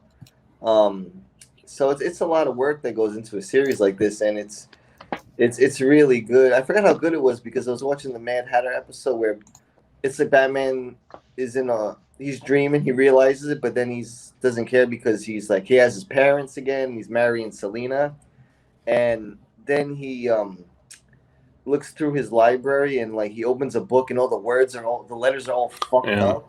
I was like, oh, that's so good, man. That was some good shit. So I'm hoping that the new series, this new animated series, has that level of writing in it. Because that's you watch animated series and you start to remember why you like Batman. You like him because of all the detective work and the martial arts and the shit he has to get out of, the traps he has to get out of, the good rogues gallery in Gotham. Sometimes the score, just everything. Yeah, sometimes modern stuff in comics sort of strays away from that a little now, and it's there's all these tropes, and I want to do in the near future an episode listing all the Batman tropes that writers should stay away from now. We were meaning to do that episode, but yeah, I'm looking forward to this new animated series because I like animation, so yeah. I hope that runs for longer than some of the other ones because they tried to, but this is like a straight up in the style or in the feel of, it's not the same story I'm sure as the original animated series, but it looks like they're trying to do something as respectable, which is going to be pretty sick, hopefully. But there's also, God, I was just thinking of something else that we hadn't touched on yet. Oh, fucking A. I mean, we skipped over it, but the Flash movie, Keaton and Affleck, Supergirl, all that. Fucking A, man. That means we're gonna get some new Keaton toys. We're gonna get some new Affleck toys. Means we're gonna get a new Keaton Mezco, right? There could be or NECA. There could potentially be a Keaton and Batfleck two-pack. Yeah, that would be fucking sick. Oh my! Christian Bale punching the air right now. Good for you. Well, my thing is, you got Affleck, you got Keaton, you got Ezra Miller Flash, you got Supergirl. Is there any hint at who the bad guy is in this movie? Have they even said or hinted at all? It's Flashpoint movies, right? Keaton is the bad guy. Man, imagine. But speaking of, I don't know who this isn't about the bad guy, but I saw somewhere that who's the actor who plays the Flash in the TV show? Grant Gustin. Yeah, I heard he's showing up too. Yeah. Yeah, he signed something that he'll be doing like a cameo. Wow. That's kind of cool because so many people are fans of him in that show, like the younger kids. Yeah. And I think I think that's kind of cool for some reason. And because Ezra already showed up on the Flash CW show. Did he really? Yeah. That was fucking crazy. And he references Cyborg. I told Victor this was possible. I gotta then, clip that. That's crazy. I didn't know that. Because I know Robin has you've seen some of the episodes. You used to watch the show. The guy who's what the fuck? The Golden Age Flash. I can't remember his fucking name. The character? Yeah, the character. Ray. Jay Garrick. Jay Garrick. Yeah, Jay Garrick. You know how he's in the. He was in the actual Flash TV show, but wasn't he the original Flash in the old 90s cartoon? Yeah, the 90s show. Yeah, which is fucking dope. Didn't Reeve did that muscle suit for his. Yes, he did. For his Flash costume remake. And don't forget our Kevin Conroy was Batman in the Flash as well, right? That's right. Yeah, he was Kingdom Come Batman in the Infinite or Crisis of Infinite Earths crossover in the Batwoman episodes. Yeah. I mean, I haven't kept up with like any of those shows. I saw the first 2 seasons of Flash, which were fucking dope, and didn't expect them to be that dope. They were dope. And then they got crazy with all the crossovers with like Legends of Tomorrow and Arrow, and I just couldn't keep up. But I understand why people like those shows, man. It's like for the most part, they it's not that bad. It's definitely not the comics, and it's definitely not. It's fucking stealing so much from Batman. Batwing is now going to be in Batwoman, and I mean, they're stopping short of just bringing Batman in. Titans, by the way, Titans is fucking bringing Batman in. Like, nice. Titans has Bruce Wayne. You get a Batman, and you get a Batman. Someone else was saying that the Titans, they're getting fucking Red Hood. Drake. Yeah. And they're doing Death in the Family, so we're gonna see Jason Todd get crowbarred, and then we're getting him come back as Red Hood. Always a good time to see that. I saw a screenshot where they stopped it right as like one of the scenes where Red Hood's walking up and he's holding a duffel bag. So it looks like they might do that scene from the animated series or the animated movie when he opens I don't think they show it, but he opens the duffel bag and alludes to the fact that he cut off all the crime bosses' fucking heads and he's got them in the bag. Yeah. Under the Red Hood. And I think that's from the comics too. Robbie saw that in Under the Red Hood. Daddy, what's in the bag? Cookies. His laundry. He's gotta wash his suit. Yo, Robbie was poolside today. He ain't playing, bro. He don't give a shit about no heat wave, bro. Crazy shit, man. So much stuff happening. Washing his tights. Grumps and Gramps, what is the most anticipated of all these figures that may or may not happen, taking into consideration all this stuff? McFarlane. Damn, you said the magical word. The Mezco Flash, right? Am I right? Oh, man. What, most anticipated of the Flash movie figures? Let's say that, yeah. Why not? Merch? Yeah. Yeah, I mean, it has to be, Keaton, right? Like, I mean, what does that mean? Because wasn't he like notoriously hard to deal with in terms of his likeness and, yes, doing toys and stuff. Like, I wonder what that means, with these merchandise-driven movies. So for his portrait, have to do it, right? The portrait that they did for his face on the which is just over it's all blurred out, but the portrait that he had done for his PF statue for Sideshow, he said he had it sent back 7 different times before he approved it. I don't know how NECA gets around it, but NECA was able to do, like, that was a Toys R Us exclusive, so they had him on it. Mezco, I don't know how they got around it, but they let's not say that they've done it because they haven't, because it's not out yet. You heard me, Mezco? You fucking heard me. Anyways, don't forget about the original one, Prime 1, that announced it, but yeah, but they that never got past like the art, the rendering. But it's so, like, you saw Gramps texted me, and people have been texting that is it Iron Studios puts out that he's like sitting on the signal. No, he's sitting in the back cave in front of that Batmobile. No, I know what you're talking about. Okay, yeah. That statue. Yeah. Who makes? Is that Iron Studios that's making that one? I think it's Iron Studios. Yeah. Yeah. So the thing about that one is you can't see his face. He's got his cape like fucking covering. He's got his cape like this. Yeah. So I think that's how they're getting around that. But I just don't know how Neko or Mezco was able to do it. But now that he's doing this movie, I'm sure like Warner Brothers is like, listen, we have to fucking sell toys, man. Like we'll get you $1 off each figure sold.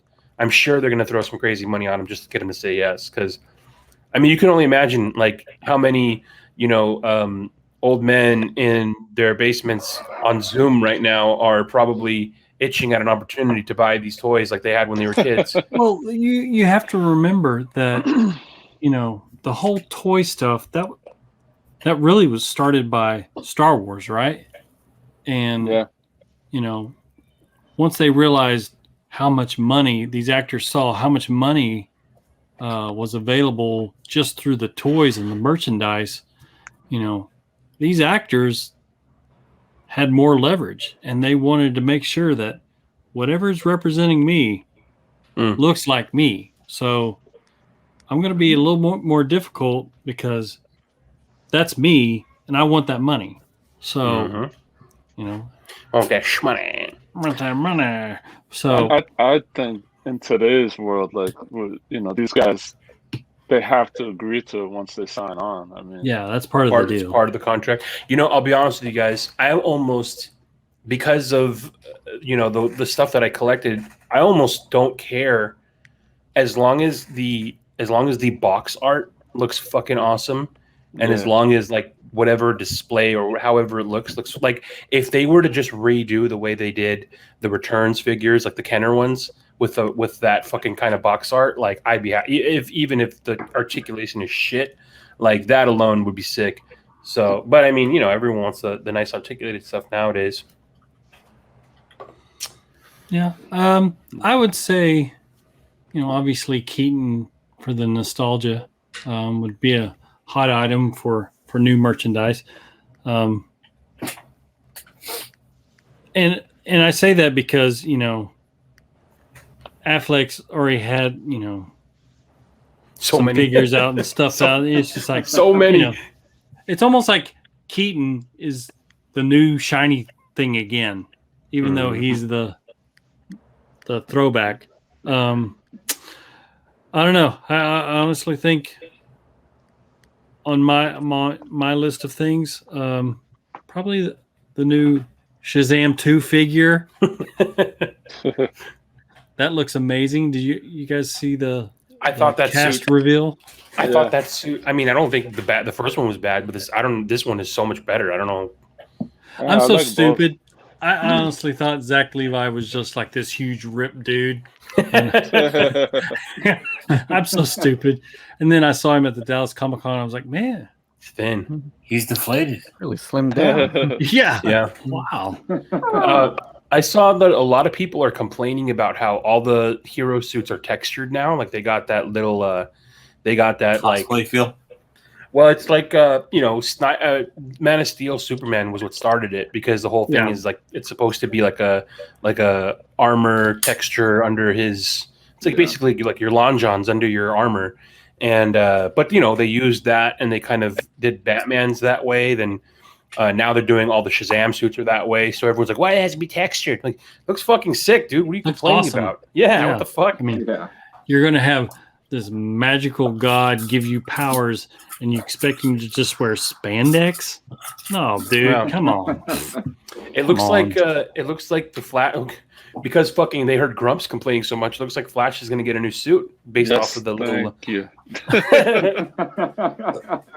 Based off the logo. So I was just looking up Kenner. So Kenner is owned by Hasbro, and apparently they were shut down like 21 years ago. So it's unfortunate that they don't have the license for DC products. But I mean, so do you guys think that it's going to be McFarlane putting the movie? I mean, they're doing all the movie ones now, right? There's definitely a McFarlane line. And does that give you pause, Grumps? It's got no spice, man. My money is safe. My money. Your money is safe. Like I said, let's wait for Mayfix to do it. Yo, those new Spawn figures look good. The Violator, Clown, Redeemer, Gunslinger Spawn. Well, of course, because they're Spawn. They're his babies.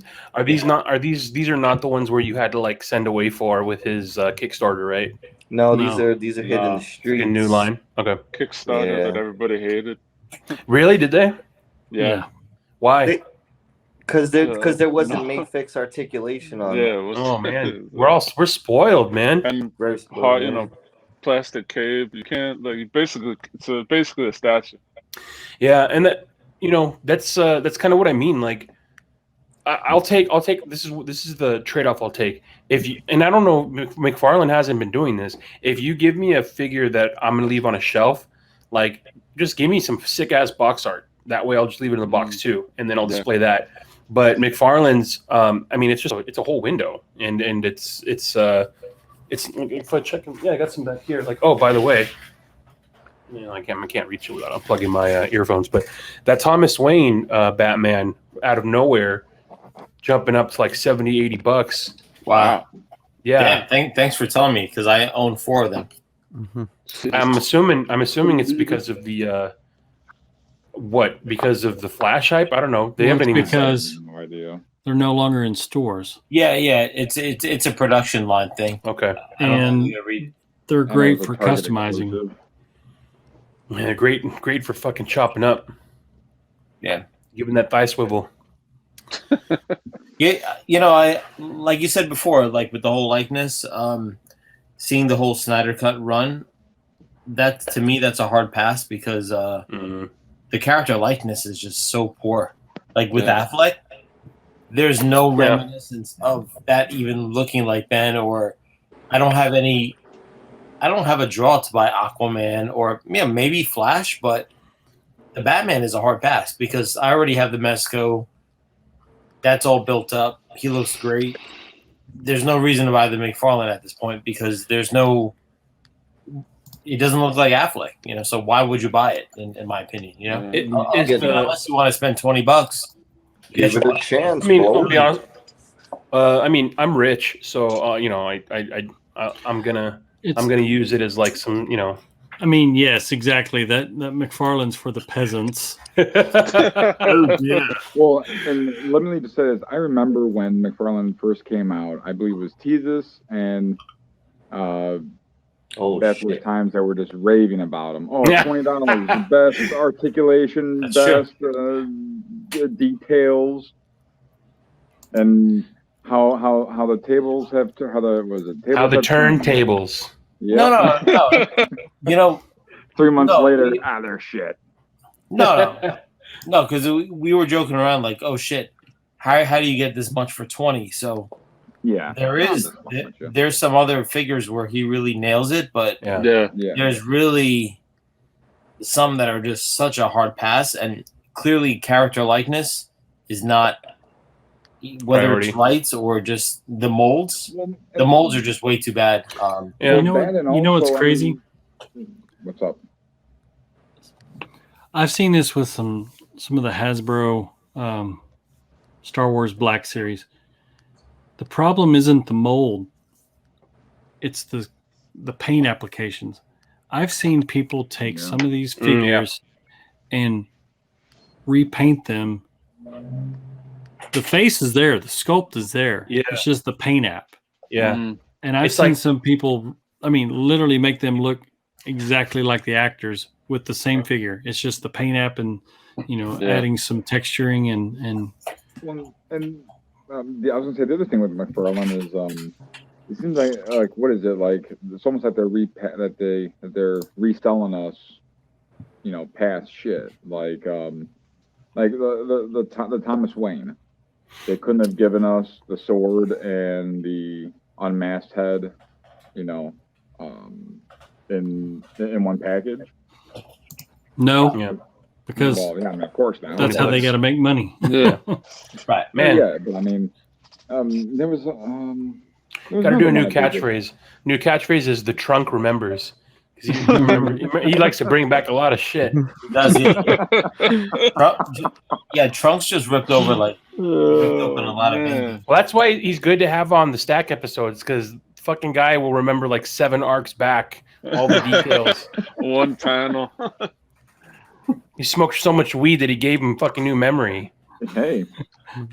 I got an email today. DC Comics is closing their digital app.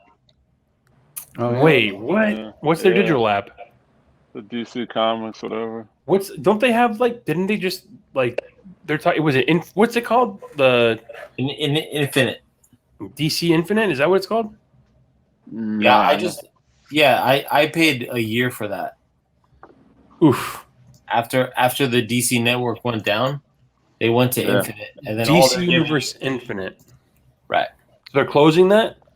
No, they're closing I don't know what Infinite is. They're closing the comic book app. They're just whatever you purchase will be on Comixology. Yeah. Okay, so DC which is also an Amazon company, so yeah. Oh, that's why, because it's a competing brand. So they're trying to. So DC Universe Infinite is like what they're trying to do now and get their own shit going and break away from their app because their app is owned by Amazon. Well, Infinite is more like a legacy subscription, so you can read literally anything you want. Where Comixology is like anything that came out this week you could buy. So it's like Infinite is probably like maybe 3 to 6 months behind. But if you wanted to read, year one or anything from Neil Adams, you can just grab it or Golden Age and just read it. So got you. Okay. Speaking of which, I know that we've been talking about trying to get back. I mean, we got the stack. We're trying. This is whether we do it or not. This is our attempts to wipe the slate clean and to jump back into the stack as best as we can. So we're going to try that. Reboot. Bat Force reboot. Wait, I know. Wait, is this a return to office type of bullshit? Oh, yeah, we gotta start making the Bat Force come back into the office once a week at least. God. Yeah. We're sending out an email tonight that your ass has got to be back in the office tomorrow morning at 9 a.m. Damn, Legends is going to be thrilled. Trunks, you got to get vaccinated, bro. Oh god. Legends. I'll still wear my disposable mask. Don't worry. No doubt. I was walking around today in stores and no one does that anymore here. It's kind of crazy. In my state, the masks are. They have a sign that says,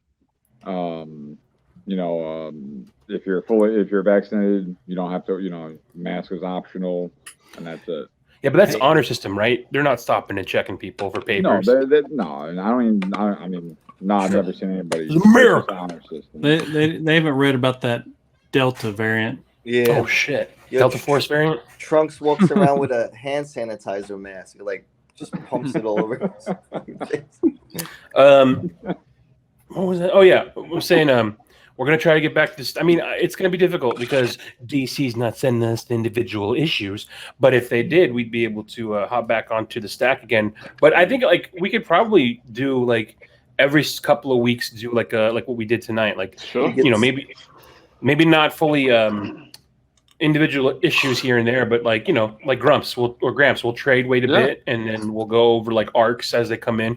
Also, another thing that we like doing is we like going over the books that we haven't done in a while. We did I can't remember the last one that we did, but we did I think we need to cover that Batman versus Predator. The Lost episode.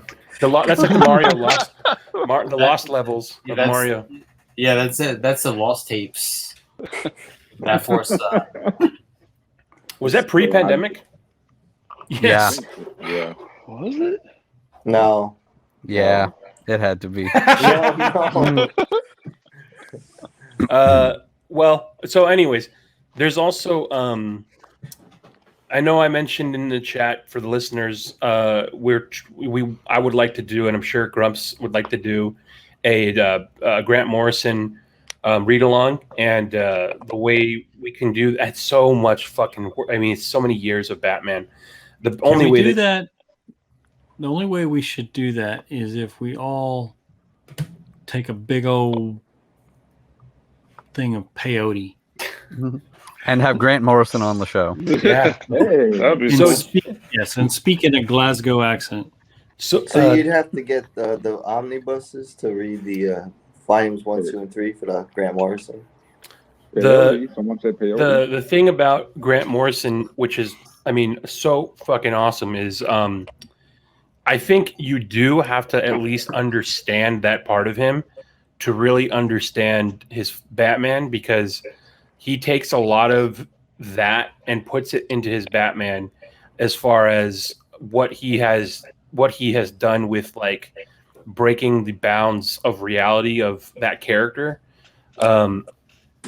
Like, and we could kind of do that. Like, we'll have to do like a whole episode where we kind of intro that before we start with the Batman stuff, because you have to understand where Grant Morrison came from before Batman to really understand his Batman. Because like me, when I first started reading Grant Morrison's Batman, I think I jumped in with R.I.P. I don't remember where I started it, but it was too far in, and I didn't understand what the fuck was happening. And the thing about Morrison is that you don't have to read it, but you have to understand he had Doom Patrol before he was in Batman. He had he was writing for Vertigo before that. Animal Man he did Animal. So they called him the not the reboot guy, but he was almost like, you know, like now they do that with Tom King did that. You know, Tom King is like the guy they did that with. Tom Taylor is now the guy they're doing that with, where they're just giving him, hey, okay, do this now because you're fucking making hits off that shit. But Morrison fixer. Yeah, exactly. Yeah. Morrison wrote The Invisibles for Vertigo, which was his like team that he created, and that was before I think Doom Patrol. Did anybody read The Invisibles that he wrote on Vertigo way back in the day? No. This is like late, it's like mid 90s. So here's the fucking thing. Like this is why Morrison is the fucking shit. This is why he's so crazy. So Morrison wrote The Invisibles because, according to him, him and his friend went on a trip to Kathmandu, to the top of this temple, because they saw it in a documentary where this history documentary said if you walk to the top of this temple in one breath, there's like almost 400 steps. If you can reach the top of that temple in one breath, then you'll reach enlightenment. Like you'll become enlightened, like Buddha. So he literally, him and his friend, 400 steps in one breath. Yeah, dude. So he was already writing. He had already written Doom Patrol. He had already written Animal Man. So he was already getting money from DC. And this was back when they were paying their writers like really well, you know. So he was making a ton of money off that. I think this was yes, it was. So he actually had already written Arkham Asylum. So he had already written Batman Arkham Asylum. When Batman Arkham Asylum hit the shelves, Batman 89 had just come out that summer. So the biggest Batman book that had Joker in it was Batman Arkham Asylum. So everyone who went to go see 89 then started going to the comic shops, and there's fucking Grant Morrison's Arkham Asylum right on the shelf. Everyone starts picking up Arkham Asylum. He had a $1 per issue deal, and he became like I think they sold 150,000 copies in the first day of Arkham Asylum being out. So he immediately became like a millionaire with Arkham Asylum overnight. And so after they're like, all right, what do you want to do? Well, fuck it, I want to travel the world then. So he literally stopped writing comics because he was a millionaire overnight with Batman Arkham Asylum. He starts like traveling, just going to India, going to China, and he goes to Kathmandu to march up this temple. This is what he claims. He claims that after he marched up this temple in one breath with his friend, he went back to the hotel room and he was like, that's it. Like, I guess I reach enlightenment now. I don't know what else happens. He claims that I think the second or third night in his hotel room, he was visited by celestial beings who came to him in his room, and he like looked at them and they asked him, where do you want to go? And he said, I want to go to Alpha Centauri, because when he was a child, his grandmother, who was into astrology and astronomy, told him that Alpha Centauri, which is the most neighboring solar system to ours, is where there is life in the universe. So these celestial beings took him up into the universe. They showed him Alpha Centauri. He says that he saw 3 suns and like a blue planet and another planet. And then the celestial beings told him that the key to the universe is that we have to create life in this physical plane because in the celestial plane or in heaven, there is no time and there is no space. So celestial beings will create, if you want to call it God, God creates life in the physical plane, so that way you can live life, die, and then after you die, you are given the opportunity to either arise, your soul rises to the celestial plane, which is heaven, or if you have like, you know, work that you have to do, you could be reincarnated as a different being, and then you, until you are able to reach enlightenment, then you go to heaven. That's what he claims. He claims that they told him this. Then he says that they told him, now that we have told you this secret of life, you now have to spread the message to people. So so that's what that Tool song's about. I was gonna say, let me get my pen and paper. What drugs was he on? He claims that he was only smoking on Johnson & Johnson and Pfizer at the same time. He says that he only smoked. He was only smoking hash at the time. He wasn't on any psychedelics, but he says it was more profound and real than any psychedelic trip that he's been on. So then he says he comes back down and he doesn't understand and know, how am I going to tell this story? Like, they told me that I have to spread this message. How am I going to spread this message? So he writes The Invisibles for Vertigo. And The Invisibles is, I think it was like 3 or 4 volumes over maybe 6 years or so. He writes that comic, right? And it does really well. Like he's coming off of Arkham Asylum. He writes The Invisibles. After he writes The Invisibles, it sells really well. The Matrix took a ton of almost like panel for panel shots from his comic. They put in The Matrix, like the scenes where Neo and Morpheus are on the roof and he's making Neo jump off the roof. That's from The Invisibles. When he's meeting the team and how they go from, they're in the Matrix and they jack in to go into the Matrix and they call the phone to come out of the Matrix and go back to the real world. That's all in his comic, except that instead of being jacked in, they meditate and they astral project their souls. So they astral project their souls to different forms of reality. That's all. That's what the Matrix is. So the Matrix takes his concepts from The Invisibles, makes the Matrix into the movie, and it becomes a fucking hit. And Morrison's like, holy fuck. Like, the story that they told me to tell actually got reached out to millions of people. So that's what he did right before. But he didn't make any money off of it, huh? He made money off of that. Not off the Matrix, no, because I don't think they credited him. And so that was a big thing that happened. Is that, like, I don't even know if he like went after them legally. Like, I don't even think he like sued him or anything. He was just like, I guess they did the work for me. The message got out then. So that's fucking Grant Morrison's brain. That's what he thinks. That's what he believes. He also believes, this is true. He also believes that in order to like create and manifest and will certain things, that you can use magic. It's called sigil magic. To what you do is you take like a request or a thought or a want that you have, and you write it out. You take out all the vowels, you take out the repeated letters. Using the remaining letters, you create an image or a sigil. You take that sigil, you draw it out, and you concentrate on it. And while you orgasm, you think of that sigil, and you think about the sigil. And so once you think about it, it's supposed to manifest after that. So he claims that he's been doing this ever since. There you go, Grumps.